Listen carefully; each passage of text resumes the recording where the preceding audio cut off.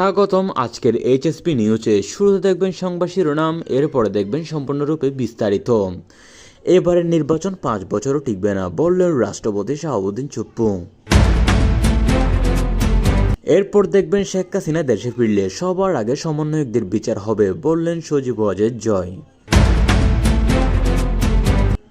ধানমন্ডিতে আওয়ামী লীগের কর্মসূচি ঘিরে উত্তেজনা। এরপর দেখবেন এইবার নির্বাচনটা সুষ্ঠু হবে না, কারণ এখানে গুরুত্বপূর্ণ কয়েকটা দল অংশগ্রহণ করতেছে না বললেন সোহেল তাজ। এরপর দেখবেন রংপুরে এক বিএনপি কর্মীর বাড়িতে আগুন দিল আওয়ামী লীগের কর্মীরা। বাংলা বই থেকে বঙ্গবন্ধু শেখ মুজিবুর রহমানের চ্যাপ্টার উঠে যাওয়ায় কেঁপেছেন শিক্ষার্থীরা। এবং সর্বশেষ দেখবেন এনসিপিকে খুব শীঘ্রই নিষিদ্ধ করা হবে বললেন সেনাপ্রধান ওয়াকারুজ্জামান। এতক্ষণ শুনলেন সংবাদ শিরোনাম, এবার দেখবেন সম্পূর্ণরূপে বিস্তারিত। তবে বিস্তারিত দেখার আগে চ্যানেলটি সাবস্ক্রাইব করে দিবেন। এইবারের নির্বাচনটা সুষ্ঠু নির্বাচন হবে না, কারণ এখানে গুরুত্বপূর্ণ কয়েকটি দল অংশগ্রহণ করতেছে না বললেন সোহেল তাজ।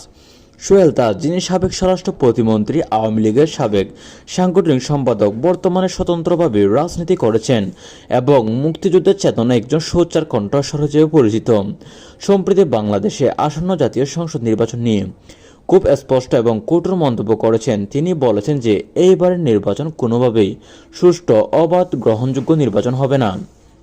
এর প্রধান কারণ হিসেবে তিনি উল্লেখ করেছেন যে দেশে কয়েকটি গুরুত্বপূর্ণ বড় রাজনৈতিক দল, বিশেষ করে আওয়ামী লীগ সহ অন্যান্য মুক্তিযুদ্ধের পক্ষে শক্তিগুলো এই নির্বাচনে অংশগ্রহণ করছে না বা করতে পারছে না। সোহেল তাদের মতে একটি গণতান্ত্রিক নির্বাচনের সবচেয়ে বড় শর্ত হলো সব প্রধান রাজনৈতিক দলের অংশগ্রহণ, যাতে জনগণের বিভিন্ন মতামত ও আকাঙ্ক্ষা প্রতিফলিত হয়। যদি দেশের সবচেয়ে বড় দীর্ঘদিন ক্ষমতায় থাকা দল আওয়ামী লীগ, যার লাখ লাখ ভোটের প্রতিনিধিত্ব করে, নির্বাচনে না থাকে, তাহলে নির্বাচনটা একতরফা হয়ে যায় এবং এতে জনগণের বড় অংশের ইচ্ছা প্রকাশের সুযোগ হয় না। তিনি আরও বলেছেন যে নির্বাচন কমিশন, অন্তর্বর্তীকালীন সরকার এবং সামগ্রিক প্রক্রিয়ায় যে পরিবেশ তৈরি হয়েছে তাতে বিরোধী দলগুলো, বিশেষ করে আওয়ামী লীগের মতো বড় দল, অংশগ্রহণ নিশ্চিত করা যায়নি। ফলে এই নির্বাচন সুষ্ঠু বলা যাবে না, কারণ সুষ্ঠু নির্বাচন মানে শুধু ভোট গ্রহণের দিন শান্তি বজায় রাখা নয়, এর আগে থেকে সব দলের সমান সুযোগ, নিরপেক্ষ প্রশাসন, ভয় আতঙ্কমুক্ত পরিবেশ এবং সবার অংশগ্রহণ নিশ্চিত করা দরকার, যা এই অন্তর্বর্তী সরকার পারেনি। সোহেল তাজের অভিমত হলো, যখন গুরুত্বপূর্ণ দলগুলো বাদ পড়ে যায় বা বাদ দেওয়া হয়, তখন নির্বাচনটা আসলে জনগণের প্রতিনিধিত্ব করে না, এটি কিছু দলের মধ্যে ভাগাভাগি খেলায় পরিণত হয়। এতে নির্বাচিত সরকারের বৈধতা নিয়ে প্রশ্ন হয়ে যায় এবং দেশের গণতান্ত্রিক প্রক্রিয়া দুর্বল হয়ে পড়ে।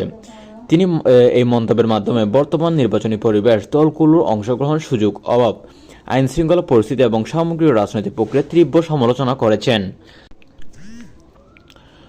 অপরদিকে রংপুরে এক বিএনপি কর্মীর বাড়ির বাইরে আগুন দিল আওয়ামী লীগের কর্মীরা। উত্তাল রংপুর জেলায় সম্প্রতি একটি অত্যন্ত উত্তেজনাপূর্ণ ঘটনা ঘটেছে, যা স্থানীয় রাজনৈতিক পরিবেশকে আরও উত্তপ্ত করে তুলেছে।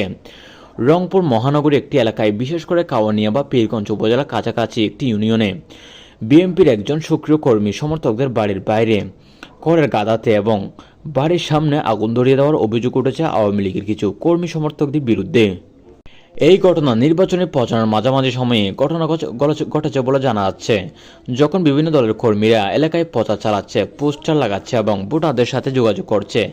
স্থানীয় সূত্র, প্রত্যক্ষদর্শীদের বক্তব্য অনুসারে বিএনপি কর্মীর বাড়ির সামনে রাতের বেলা বা সন্ধ্যার দিকে কয়েকজন লোক এসে পেট্রোল বা অন্যান্য কোনো দাহ পদার্থ ছিটিয়ে আগুন লাগিয়ে দেওয়া হয়। আগুনের লেলিহান শিখা দ্রুত ছড়িয়ে পড়ে এবং বাড়ির কিছু অংশ, গবাদি পশু, খড়ের গাদা ও অন্যান্য জিনিসপত্র পুড়ে যায়। ভাগ্যক্রমে বাড়ির লোকজন দ্রুত সতর্ক হয়ে আগুন নিয়ন্ত্রণ করতে সক্ষম হয়েছে বলে জানা গেছে। তবে কোনো বড় ধরনের প্রাণহানি বা গুরুতর আহতের খবর এখনও পর্যন্ত পাওয়া যায়নি। তবে এই ঘটনায় বিএনপি কর্মী ও তার পরিবারের মধ্যে চরম আতঙ্ক ছড়িয়ে পড়েছে। তারা নিরাপত্তাহীনতায় ভুগছেন। এই ঘটনার পর রংপুরে বিএনপি নেতা কর্মী ও সমর্থকদের তীব্র প্রতিবাদে নেমেছেন। তারা রাস্তায় বিক্ষোভ মিছিল বের করেছে। এই ঘটনার পর রংপুরে বিএনপি নেতা কর্মী সমর্থকরা তীব্র প্রতিবাদে নেমেছেন। তারা রাস্তায় বিক্ষোভ মিছিল বের করেছেন। মিছিল থেকে আওয়ামী লীগের কর্মীদের বিরুদ্ধে স্লোগান দিচ্ছেন এবং বলছেন, নিষিদ্ধ আওয়ামী লীগ এটা নির্বাচনী সহিংসতা করছে। নিষিদ্ধ আওয়ামী লীগের কর্মীরা ভয় দেখিয়ে বিএনপিকে নির্বাচন থেকে সরিয়ে দিতে চাইছে। এই ধরনের অগ্নিসংযোগ গণতন্ত্রের পরিবর্তনের সন্ত্রাস কার্যক্রমকে বৃদ্ধি করে। বিএনপির স্থানীয় নেতারা দাবি করছেন যে এই ঘটনা একক নয়, এর আগেও রংপুর বিভিন্ন উপজেলায় বিএনপি কর্মীদের বাড়ি করে হামলা, মারধর, পোস্টার ছেঁড়া, প্রচার বাধা দেওয়ার ঘটনা ঘটেছে। তারা পুলিশ প্রশাসনের কাছে অভিযোগ করেছে যে এসব ঘটনার মামলা নেওয়া হচ্ছে না, তদন্তে গড়মসি করা হচ্ছে। অপরদিকে বাংলা বই থেকে বঙ্গবন্ধু শেখ মুজিবুর রহমানের চ্যাপ্টার উঠে যাওয়ায় ক্ষেপেছেন শিক্ষার্থীরা। সম্প্রতি বাংলাদেশের জাতীয় শিক্ষাক্রম পাঠ্যপুস্তক বোর্ড এমসিটিবি কৃতক প্রকাশিত নতুন শিক্ষাবর্ষে বাংলা বই, বিশেষ করে ক্লাস 6 থেকে 10 পর্যন্ত সাহিত্য বইয়ে বঙ্গবন্ধু শেখ মুজিবুর রহমানের জীবনী, সংগ্রাম, ভাষণ বা তার উপর লেখা একটি গুরুত্বপূর্ণ চ্যাপ্টার অধ্যায় সম্পূর্ণভাবে উঠিয়ে নেওয়া হয়েছে। এই পরিবর্তনের খবর ছড়িয়ে পড়তে দেশের বিভিন্ন স্কুল কলেজের শিক্ষার্থীরা, বিশেষ করে মাধ্যমিক উচ্চ মাধ্যমিক পর্যায়ের ছাত্রছাত্রীরা তীব্র ক্ষোভ প্রতিবাদে ফেটে উঠেছেন। তারা বলছেন যে বঙ্গবন্ধু শেখ মুজিবুর রহমান বাংলাদেশের জাতির পিতা, স্বাধীনতার ঘোষক, মুক্তিযুদ্ধের সর্বোচ্চ নেতা এবং বাঙালি জাতির অবিচ্ছেদ্য অংশ। তারা জীবনী আদর্শ ছাড়া বাংলা বই অসম্পূর্ণ এবং এটা ইতিহাসের সাথে বিশ্বাসঘাতকতা। শিক্ষার্থীরা সামাজিক যোগাযোগ মাধ্যম ফেসবুক, ইনস্টাগ্রাম, টিকটক, এক্স অ্যাকাউন্টে এবং স্কুলের সামনে ছোট ছোট প্রতিবাদ মিছিল করে তাদের ক্ষোভ প্রকাশ করছেন। অনেকে পোস্ট করছেন, বঙ্গবন্ধু ছাড়া বাংলা বই মানে স্বাধীনতার ইতিহাস ছাড়া ইতিহাস গড়া। আমাদের বই থেকে জাতির পিতাকে সরিয়ে দেওয়া মানে আমাদের ভবিষ্যৎ থেকে স্বাধীনতার চেতনাকে সরিয়ে দেওয়া। এটা কোনো সংশোধন নয়, এটা ইতিহাস বিকৃতি।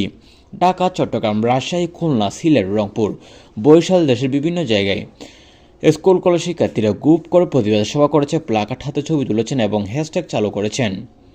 কিছু কলেজের শিক্ষার্থীরা ক্লাস বয়কটের ঘোষণা দিয়েছেন এবং শিক্ষকদের সাথে আলোচনা করে বলছেন যে যতক্ষণ না পর্যন্ত বঙ্গবন্ধু চ্যাপ্টার ফিরিয়ে আনা না হয় ততক্ষণ তারা বই পড়বে না, পরীক্ষায় অংশগ্রহণ করবে না। অনেকে বলছেন বঙ্গবন্ধুর জীবনী পড়া তারা দেশপ্রেমিক নেতৃত্ব, সংগ্রাম এবং মুক্তিযুদ্ধের চেতনা শিখেছে। এটা উঠিয়ে দেওয়া মানে তাদের জাতীয়তাবাদী চেতনাকে দুর্বল করার চেষ্টা। কিছু জায়গায় অভিভাবকরা স্কুলের পেছনে গিয়ে প্রতিবাদ জানিয়েছেন এবং শিক্ষা মন্ত্রণালয়ের কাছে লিখিত অভিযোগ তুলেছেন। এই ঘটনায় ঘিরে রাজনৈতিক দলগুলো সরব হয়েছে। এই ছিল আজকের নিউজ। আজকের নিউজটি ভালো লাগলে চ্যানেলটি সাবস্ক্রাইব করে দিবেন। ধন্যবাদ।